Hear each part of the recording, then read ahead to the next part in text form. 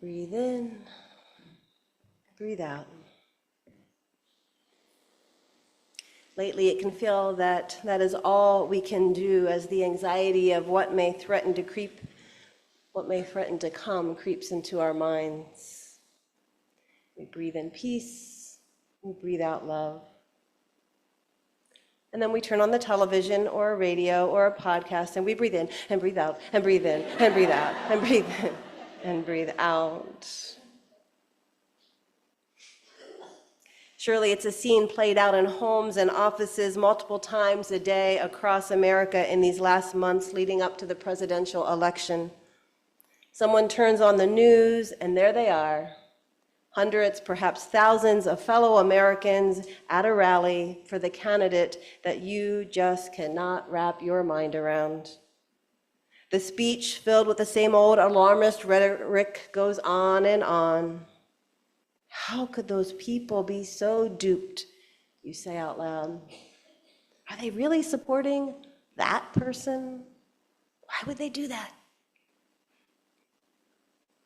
And then the Republicans watching the Harris rally turn the station. And the liberals watching Trump do the same, neither realizing that they had shouted the same words at the screen as the other. Both convinced that the other was in desperate need of more education or more religion or more something. And all the while, the Libertarians and Green Party supporters and a host of others struggling to get their message heard are convinced that the two-party system is rigged against them, no matter which of the major party candidates takes office. In one way, it has always been like this in politics, and yet this time feels a little different. The divide between what one set of viewers is seeing compared to the other seems seismic and dangerous. And yet here we are, a country divided and perplexed by each other, angry and disgusted, headed off to the voting booths once again. Well, at least some of us are heading to the voting booths. One would think that given the effort it took to create a democratic country where the people get to elect who governs them, and where it took many decades of arduous effort to secure the right for some of us to even be considered one of the people, regardless of sex or age or race. You would think after that all eligible voters would be registered to vote and would rush to the polls each election cycle, eager to participate in this grand gesture of democratic empowerment. And yet, of course, that is not the case at all. Although 2020 saw the highest voter turnout of registered voters in over 100 years, nearly 66% of eligible voters exercised their vote. Only 66%. Add in that the 28% of the population over 18 who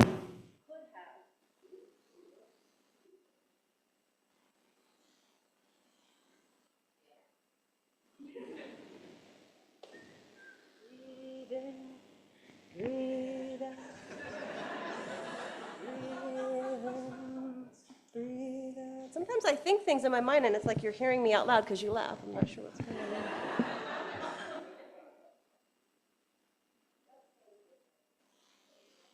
Go? Yeah. So we got this 36% of eligible voters that exercise their vote. Add to that 28% of the population over 18 who could have registered and did not. And I didn't do the math on that, but that seems like a lot of unrepresented people. Now, interestingly, the largest percentage of eligible voters to ever turn out for a presidential election was in 1876. 82.6% of eligible voters showed up to the voting booths. Now, turns out that that election is noted as one of the most disputed presidential elections in American history. Now, try not to be too panicked about the possibilities for the present, but in case you're not familiar with that one, here's how it went down. Although Democratic Governor Samuel Tilton of New York won a majority of the popular vote, Republican Rutherford B. Hayes was declared the winner by a partisan special congressional commission. It is not disputed that Tilton won the popular vote. However, there were allegations of electoral fraud, election violence, and other disenfranchisement. After a first count of votes, Tilton had won 184 electoral votes to Hayes's 165, but there were still 20 electoral votes from 4 states remaining unresolved. There were more back then. In Florida, Louisiana, and South Carolina, both parties reported that their candidate had won. And in Oregon, one elector was in dispute. So after an impasse that lasted into December, when electors were to be certified, the US Congress created an electoral commission, which ended up having an 8-7 partisan split in favor of the Republicans. After a bunch of backdoor negotiations, Southern Democrats agreed to accept Hayes as president in exchange for the withdrawal of federal troops from the South. Keep in mind, political parties at the time were a little bit flipped. The Republicans were actually considered the more liberal ones. Although many powerful Democrats and Republicans in the South were both trying to end Reconstruction. The deal they cut effectively ended the Reconstruction era, marking a significant shift towards the return to white supremacy in the South. Elections matter. This is known as the Compromise of 1877, but to me seems like there were a few important people that were missing in the compromise conversation. And the supposedly more liberal candidate won when all the disputed electoral votes were awarded to him. It seems he sold his soul to do so. Let's take another breath together.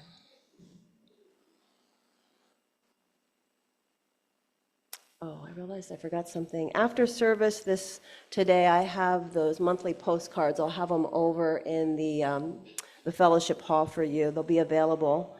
This month's quote on repair says, "We repeat what we do not repair." Yes?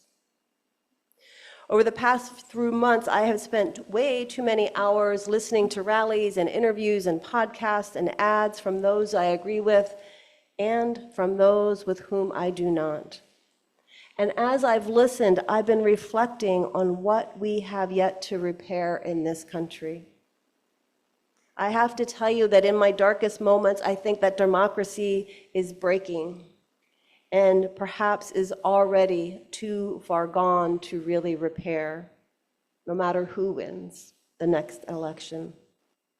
Sometimes I think that so much has already gone wrong with this democracy that we are now simply passengers on a speeding train, unaware or unconcerned or unable to deal with the fact that the tracks up ahead are split apart and that we are about to plunge into an abyss there is no returning from. And yet, you know me. For better or worse, I can't stay with those thoughts too long. Call me an optimist or just naive, but instead of fearing the demise of democracy, something inside me still believes in Lenin's imagining of all the people living in peace. And something inside me has faith in Barack Obama's words that we as humans can bridge our differences and not lose sight of what binds us together. Now, of course, the vital question to optimists is always, okay, how? How do we repair what is breaking? How do we not lose sight of our mutual humanity and create a true democratic society that truly is by and for all the people? Now, while I can't claim to have any magical answers, at least one thing seems obvious to me. In order for democracy to survive, the conditions for democracy must be strong. And it feels like lately we have not been doing such a good job of nurturing the conditions that require democracy to thrive. Instead, we've been spending a lot of time worrying about its demise. And while surely the experts would be able to name many of the conditions needed for democracy to survive, there are three that strike me as ones that we, as a congregation, I think that we are actually very capable of addressing. Because when we feel at our most down, what's the answer but action, right? When we become part of the solution, the problem seems less big. I am not one who wants to just sit on the train and abandon all hope, and I trust you are not either. As a Unitarian Universalist community, I believe we have a truly unique opportunity to tap into our resources here of our time and our talent and do some powerful repair work of our democratic metaphorical tract. So today, allow me to share with you what I consider are three key democratic imperatives to a thriving democracy. And I want to invite you to consider if and how we at Westminster may want to make them part of our ministry going forward. Regardless of who wins this week, there is another election behind it, and another behind it, and another behind it. And our thriving democracy requires that the soil is fertile for it to continue to grow. So the first democratic imperative I want to name is simply knowledge, right? Democracy, it seems to me, requires a certain level of knowledge. It can be hard to listen to someone who I trust 100% is coming from a good place in their hearts, who wants the best for their family, but who makes their democratic decisions without a full understanding of how the key issues they care about actually work in society. It is obvious to me that many people do not have a good grasp on how the government works or the role and power of the presidency. This includes at least one of our current candidates for president. In listening to so many interviews and hearing commentary, it seems to me that many people do not have an understanding of the forces that cause prices to rise or fall, or how trade and tariffs work. Many people do not know much about the history of immigration in our country or the impacts of various potential immigration policies, and the list goes on. From issues on gun ownership, and don't get me started about how people without a uterus think they can decide what my daughters can do with theirs. Amen. Of course, it is hard to keep up with all of this when there are bills to pay and children and other family members to care for. And who can blame anyone else for not having the time or resources to fact-check every word out of a politician's mouth? That said, I think the lack of civic education in this country is appalling. And I'm not referring to the lack of education in the schools, but truly that lack of opportunities for adults to learn about and discuss key issues. It is a major problem in our democracy today. And we all know that in the absence of knowledge, decisions are more likely to be strictly emotionally based. Political parties and those that write those speeches and those ads know this well. As we look toward the future, no matter who wins in the White House this year, it seems to me that it is a democratic imperative to invest in civic education. And I happen to think that UU congregations are the perfect place to offer this kind of education, especially to adults.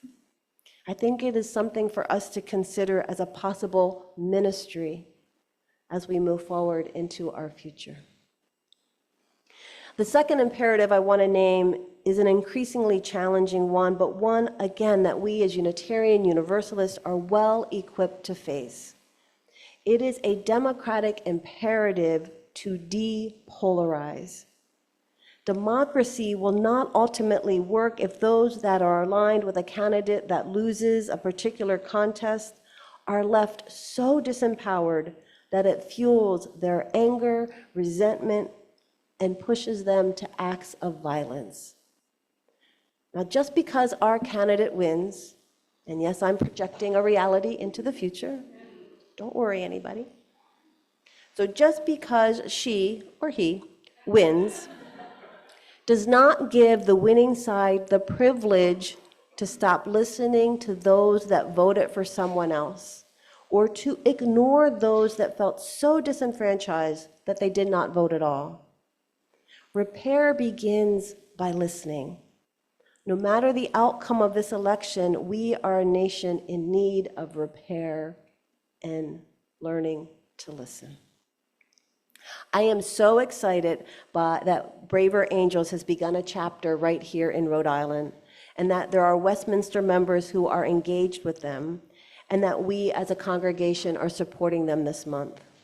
Their commitment to the process of depolarization in civil discourse is exactly what we need.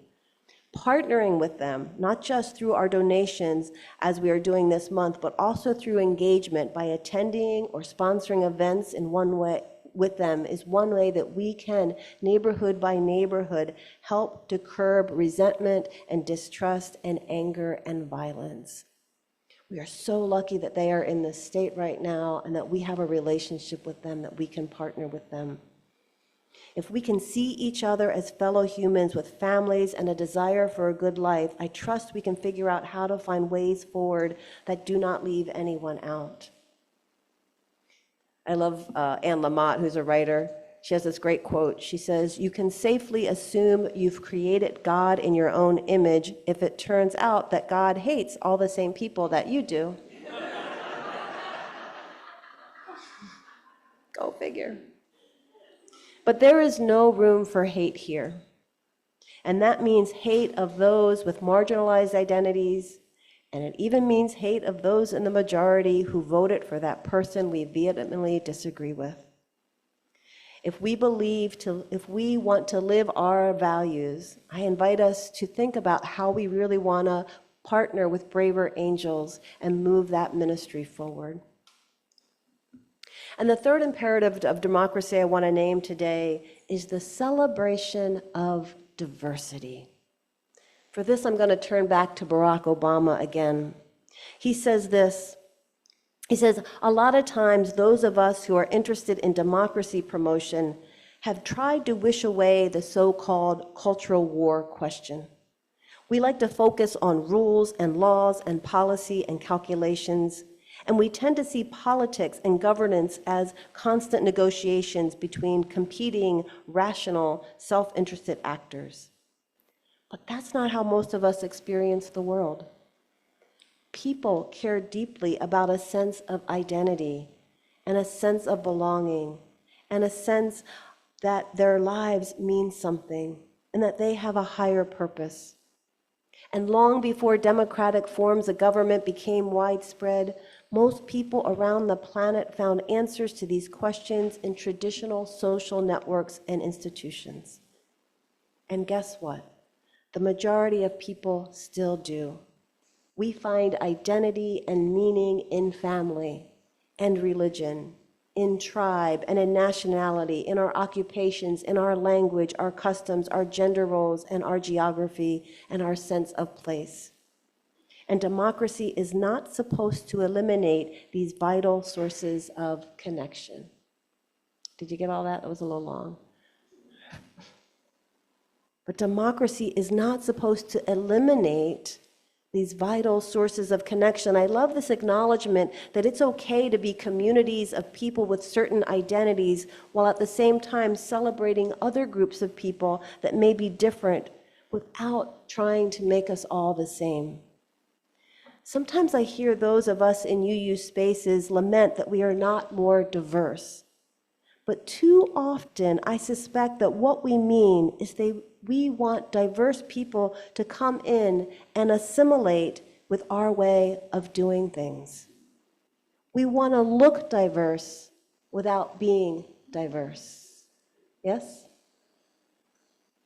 A radical new way of celebrating diversity may be by examining our own resistances to change or assumptions that we have made about the importance of how we do things. Hey, maybe we have two services, but they're different, appealing to different cultural tastes around music or worship style. Maybe we offer our space to be used for a cultural fair or engage deeply with people of a variety of identities, even if they have no interest in joining the congregation. We just engage with them. Some things to consider. Westminster is an awesome congregation, and I love you so much. Imagine what would happen if we became known as the place for civic education in this county? The place that hosts depolarizing conversations. Oh yeah, they're that church up on the hill that has a true multicultural gathering space. I'm not sure what all of these things look like, but I trust that together they are part of what we need to repair democracy at the grassroots level. Together, we can repair what is broken and build the way to a new future, no matter what happens this week. And I really hope you hold on to that. I don't know what's going to happen this week. I have my hopes and dreams, as I'm sure you do. And I hope next week we are bringing back the band and we're celebrating. News to the band.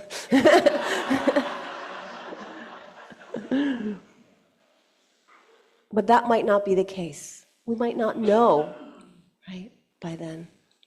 Or we might know something that we are saddened by. But no matter which one of those things comes to pass, I hope we hold on to what our work truly is as a Unitarian Universalist congregation, that we don't give up. And that work of democracy building is something I hope we are committed to, even if our chosen candidate is in the office. Will you do that work with me?